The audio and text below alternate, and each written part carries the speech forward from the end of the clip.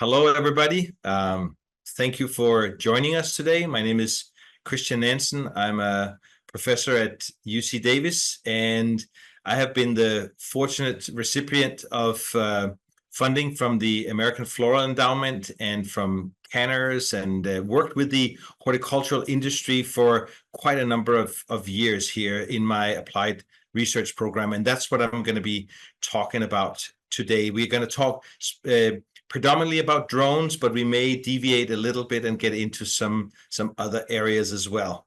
Because as somebody who originates from Denmark, explaining the accent, I feel I'm in a position to use Lego blocks. That Lego is one of Danish is a Danish product. And I really think what we are talking about more broadly is about use of technology. So thinking of drones as just one of multiple technologies in our toolbox at our disposal when we look into sustainable crop production. And it's really about reconfiguring, putting those blocks together in unique ways that make crop production sustainable, but more equally important, making it economically viable, right? And as a professor, also using this combination of technologies to entice, to encourage young people to pursue careers in agriculture as something that they may not think of as relevant to them, but actually by looking at these technological integrations, maybe they get interested, and that's clearly what we are seeing in my program. So we can look at sustainable crop production in the 21st century as something that is evolving around a lot of technologies. In my program, we work with something called cold plasma, which I hope to share with you some information about in the future. We work with lighting. We work with robotics and actuation, and that's something I'm going to be talking about today, and also optical sensing. And of course, those are technologies that can be mounted on drones if we have to, but they don't need to. But this is essentially what is highlighted here at the bottom, what we are going to focus on today. But we do many other things as part of this program that I'm managing.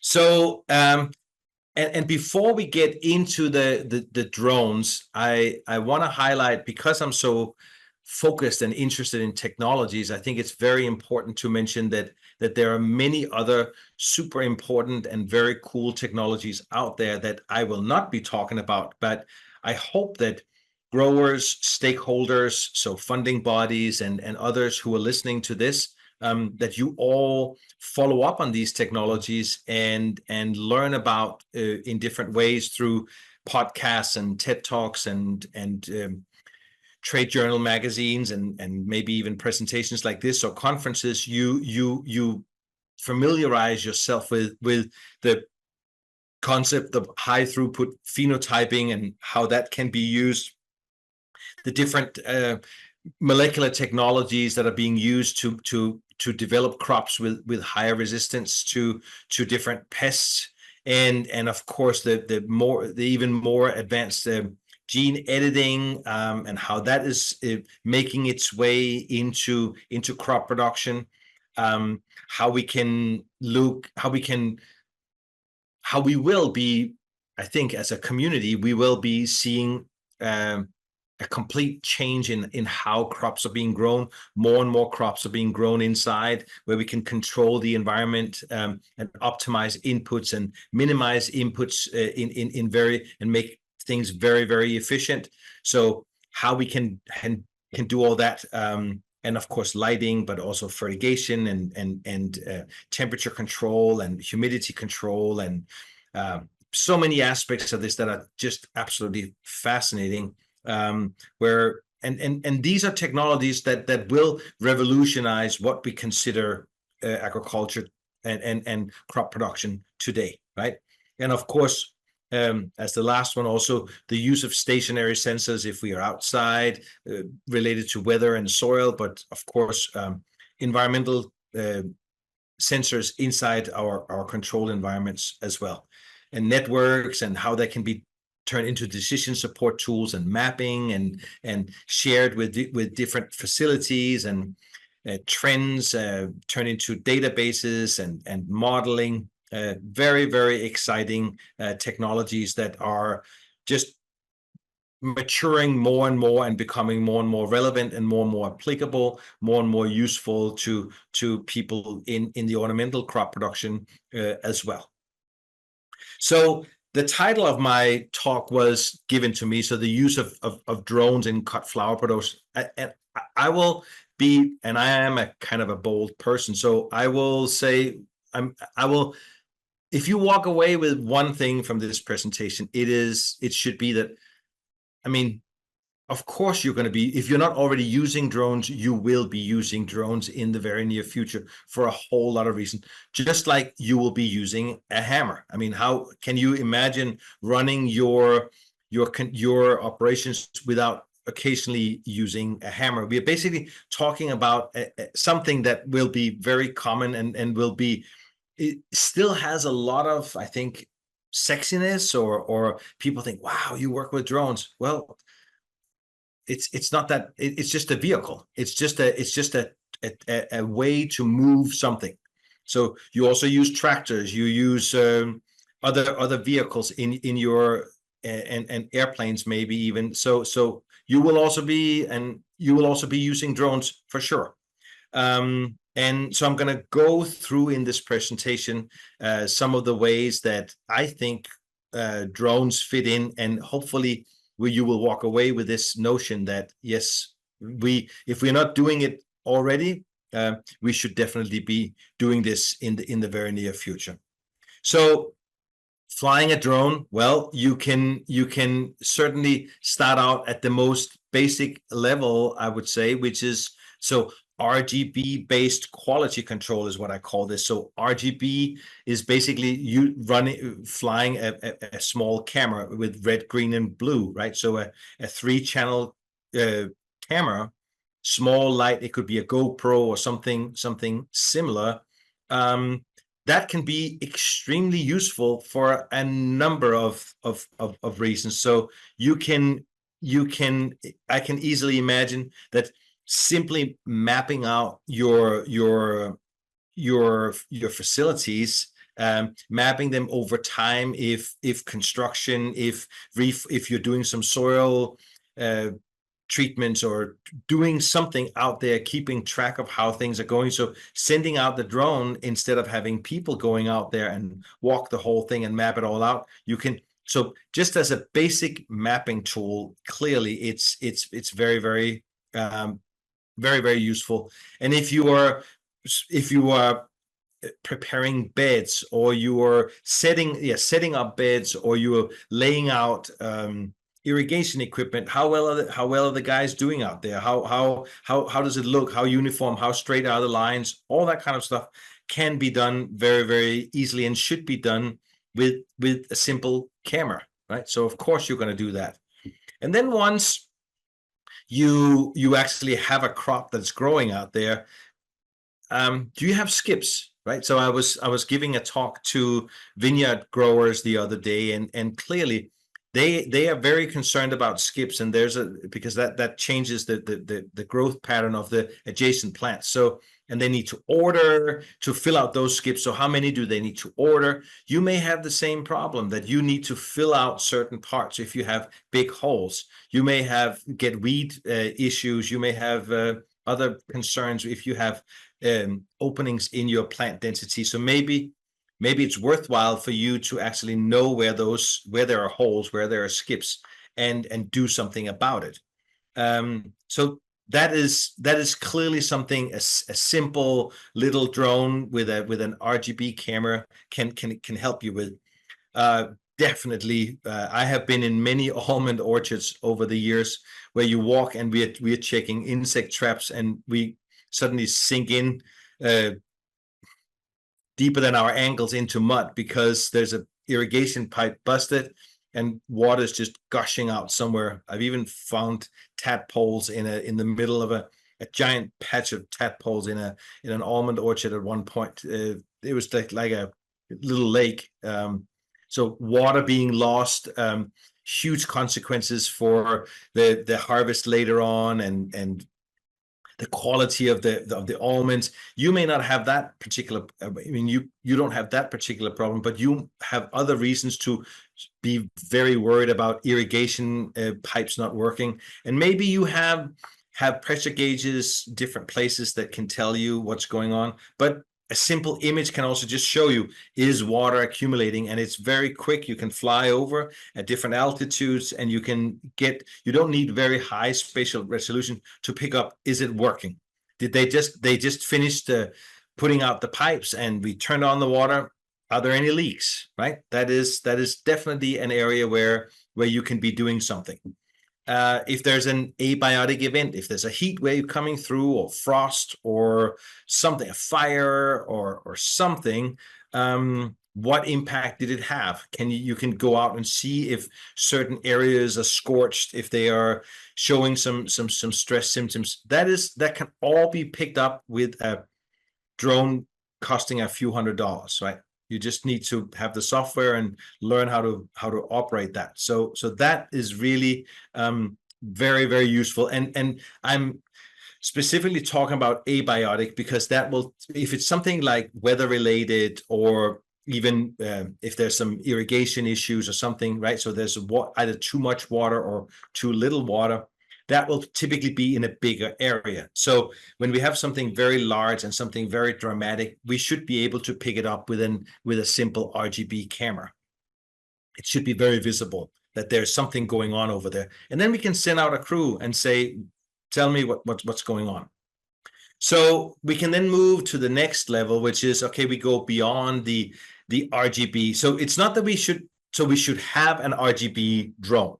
So that's one hammer. Just like we have multiple screwdrivers or multiple hammers, it's not whether you are using whether you're using a drone or not. You will be using drones, and you will have different drones that have different purposes, just like your different hammers or screwdrivers.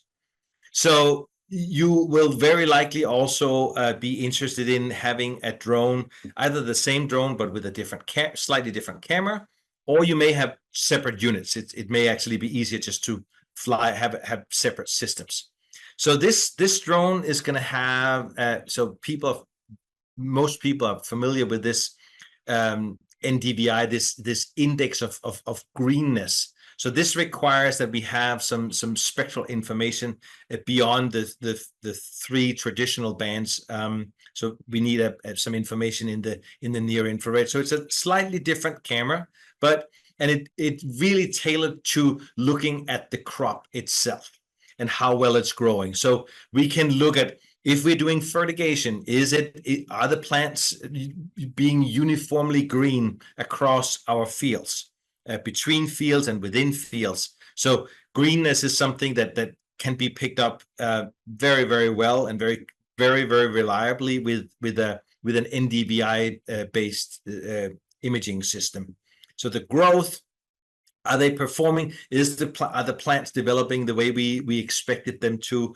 Are we a little bit behind? Are we ahead of schedule? What does that mean for the people that we need to hire? What does that mean for our contracts with selling of different flowers? What does that mean for ordering boxes or whatever materials we need to make bouquets or whatever? Right. So this is part of your logistical management. Just regularly fly your crop and make sure that we are on schedule. How is it actually growing? And if something suddenly comes in as a weather event or something, did it slow us down? Did it speed things up?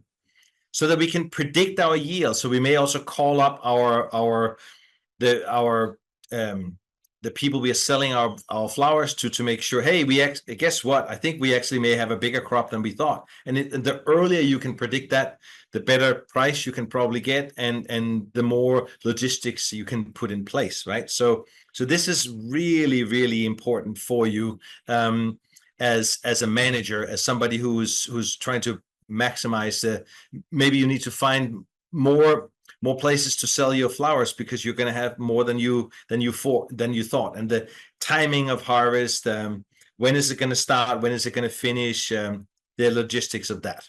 So definitely that I think is going to be very important to you as well.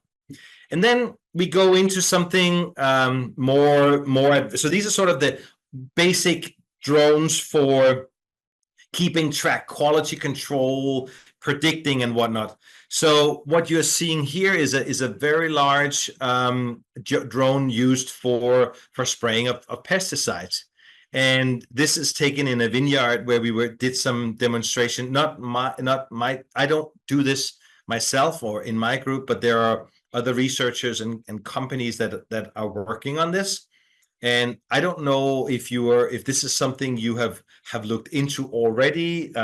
I suspect you've at least heard about it, and it's becoming more and more relevant, more and more popular in this country. In many other parts of the world, it's taking off. It's the way to go in places with terrain. So vineyards can be in very. You can have issues with topography. But also places like Japan, they are doing it a lot. China, Brazil, many places in Europe. So you can actually argue in many ways that US is kind of behind on this front, and it's a little bit sad that it's not picking up more. There's some red tape that has been and have caused problems. But I think it's important that growers look into this and look at what this can do. And just to give you some specs, if you're not familiar with this, so these drones can actually fly decent acreages in a single day. And depending on how big your spray rigs are and whatnot, I don't know that you can compete with this. So potentially faster than getting your sprays done, much faster than if you go with a ground rig. They do use much lower volumes of water, but they also they get down, and then the downdraft from these ginormous drones actually create vortex and swivel the vegetation around, so you actually get very good coverage and very good penetration. So it's even under windy conditions. So this is something that is very interesting, and something that has lots of interesting aspect to it. So because it's so there's all this downdraft into the canopy, there are reasons to believe that you can get very high consistency, much better penetration, even with small droplets than with some of the ground rigs.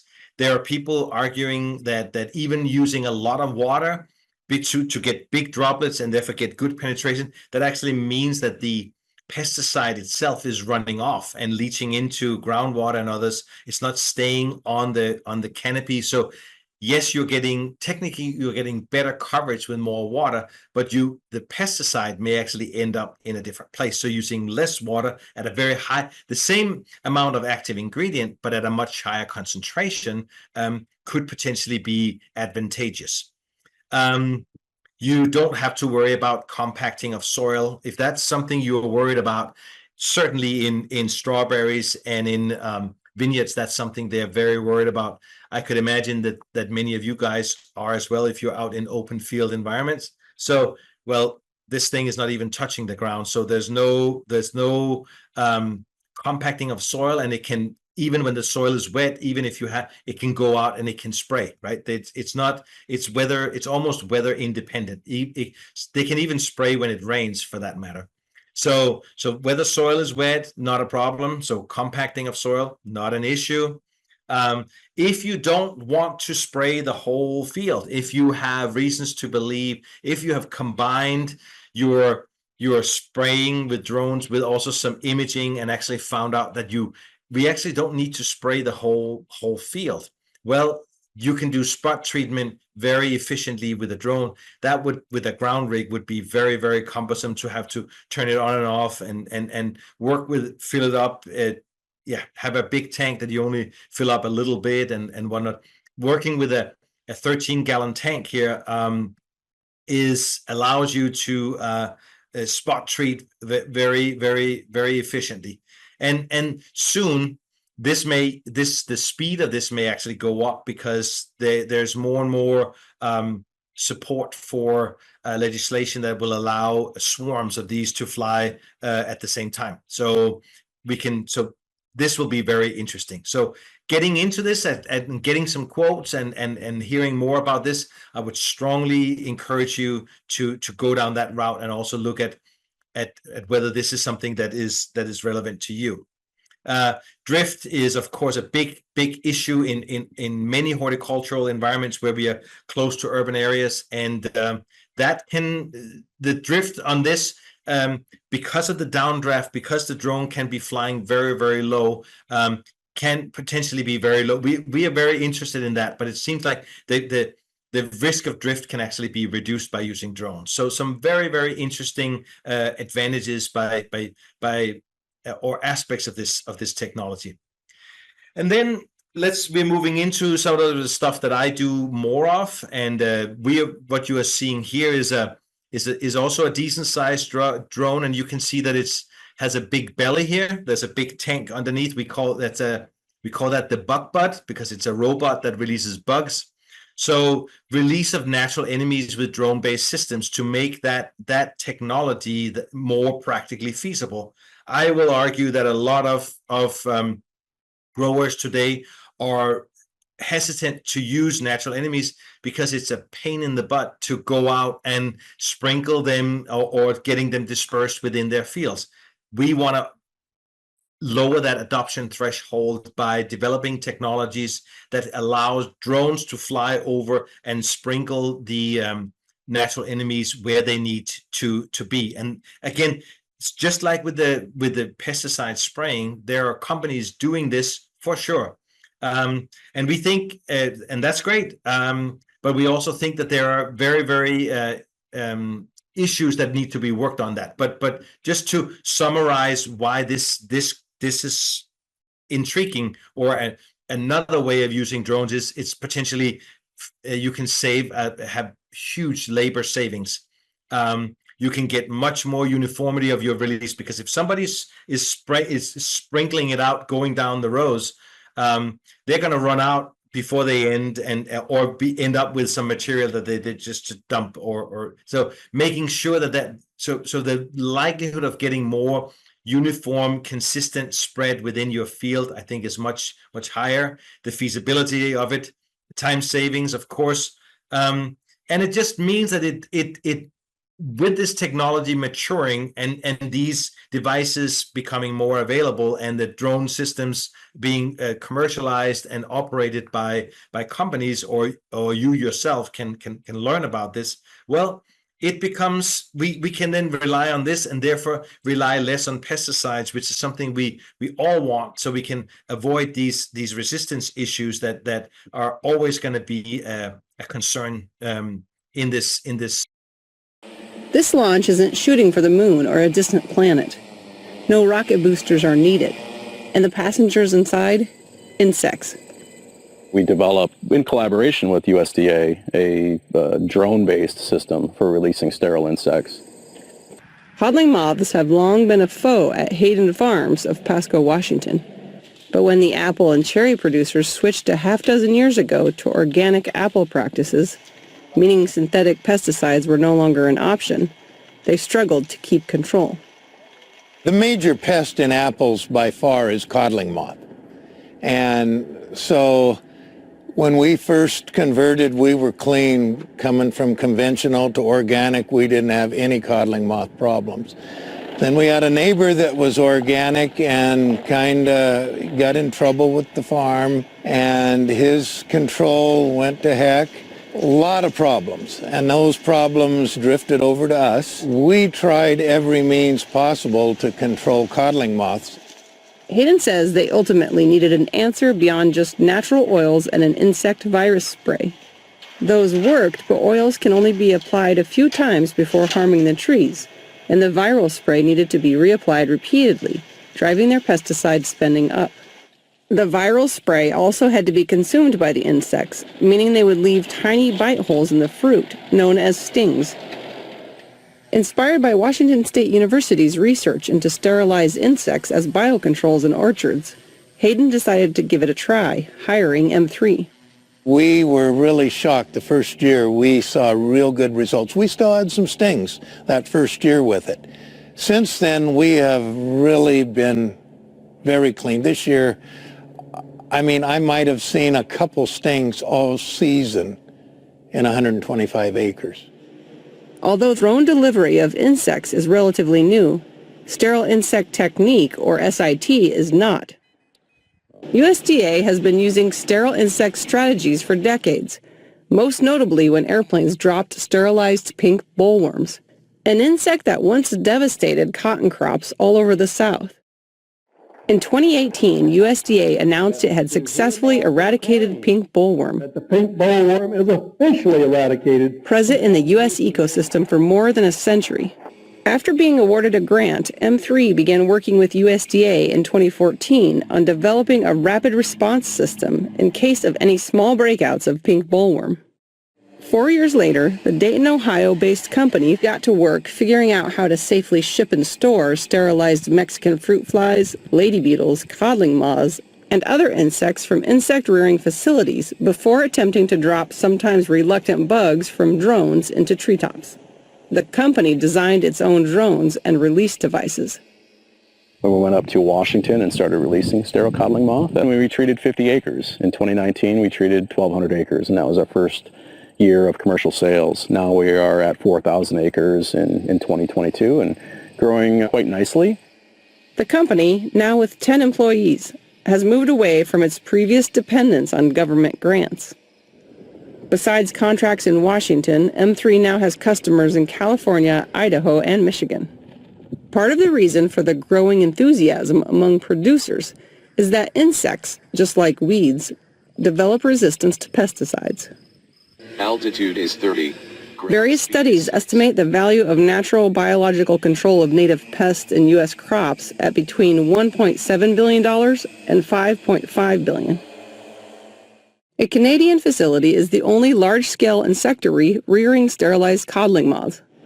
Crumpets expects demand to grow for other insects, especially predatory mites that feed on two-spotted spider mites, which are harmful to crops like hops and strawberries. Also, green lacewing, which eat other harmful aphids, show promise for many specialty crops, including fruits, nuts, and marijuana. So I decided to show, so this is an edited NPR video that so the link to the full video is at the bottom of this, but it's because I think even though this is apples, I think the flower production industry is facing very similar issues.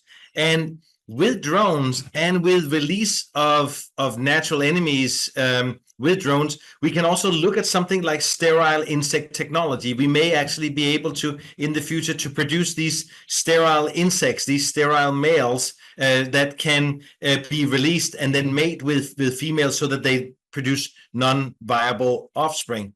This today would be inconceivable to do without drones because we need to have them released. And of course, a lot of mosquito control programs and others, that would be areas where sterile insects are being used. So this is not new, but it's new maybe to the flower industry, but should be something that the key stakeholders should be looking into and try to promote and influence, lobby for that it could be done, because we now have the drones, we have the technology to release these sterile males. So I think that could be very, very exciting.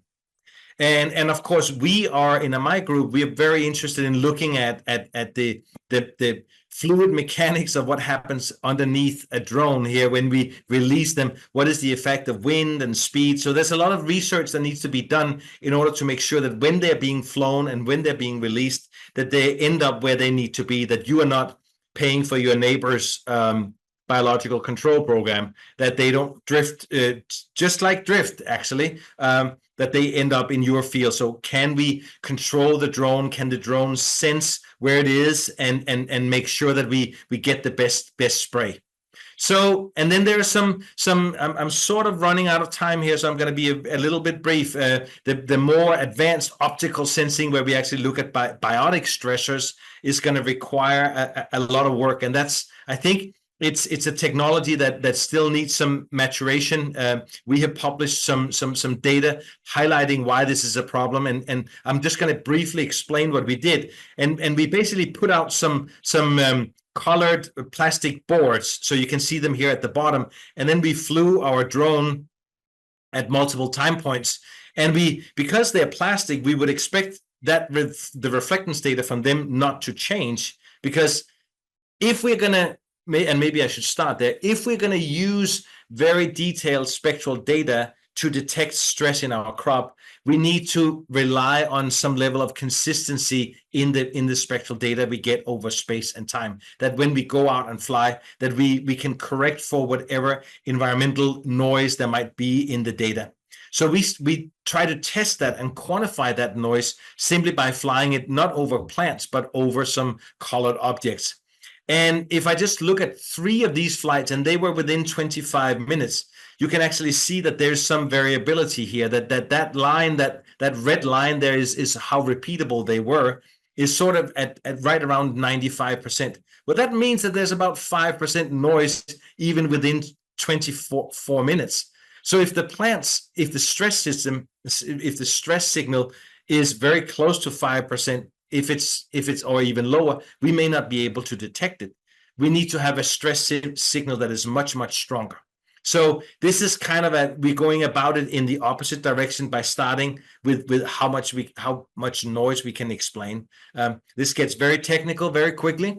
So I'm not spending a lot of time on it, but I think it still shows to you that there's a lot of ways that we can use imaging technology, and there's definitely reasons also to consider that if we are doing if we are very interested in remote sensing and we are inside a greenhouse, or even if we are outside, why not do it at night? Why not use it when we can actually use an active light source where we can control some of that variability? And we are right now doing some studies and actually demonstrating that when the same plants are infested, are imaged during nighttime or during the day, we get a much better, much more reliable stress response if we image them at night when workers are not in the greenhouse. So because the data is more reliable and because the stress signal is stronger, we strongly encourage you, if you are interested in imaging, maybe not use a drone because you can't fly that at night with an imaging system, but maybe try to use an active light source and do it at night. So to summarize here, I hope I have demonstrated to you that there are many ways we can use drones, and we should be using them in flower production. I think there are lots of new research or ongoing research that requires attention. We need to look at how we can use drones to improve pesticide applications.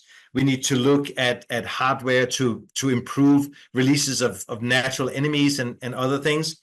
We also need to look at, when we are flying these systems, how do the natural enemies survive, and how does that affect their performance? And so there's a lot of technical things that you as growers, you as end users, you need answers to in order to be convinced that this actually works. And that's where we as researchers come in. Definitely looking at the patterns and how we can control the spread of these natural enemies, I think is going to be very important too. So, and think about also, if you are going to go down the route of optical sensing, can you do this at night? Is even outside? And looking at the technologies that goes into that. And of course, there's a lot of software, so we need people with different, not necessarily with an agricultural background, but with an engineering or a computer science background to join us. And that's what many of the young people that are now in my program where they are.